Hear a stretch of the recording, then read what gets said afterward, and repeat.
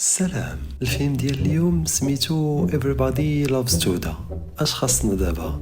Everybody Hates مولبار والمخرج نبيل عيوش. سميتو بوحدها سبويلر، يعني غادي تكون فنانة مظلومة مغتصبة وطموحة وكتبكي بزاف، ولكن واخا هادشي كامل الفيلم فيه شي حوايج كتشد وشي حوايج كتخليك تقول عيوش خويا شحال من مرة غادي تصايب نفس الفيلم وتبدل غير ستيلو. الخلاصة فيلم فيه كل شيء حتى الزغبة ديال ديجافيو.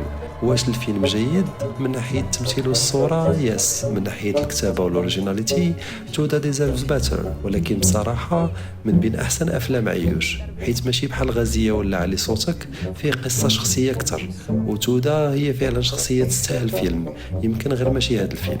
واش تودا خاصها تكون الرمز ديال المرأة المناضلة ولا خاصنا نلقاو رمز جديد ماشي ديما كيبكي؟ جاوبونا عافاكم في الكومنتيرات وبارطاجي الحلقة مع شي مغنية شعبية كتجي تسولك شنو سميتك. تشاو.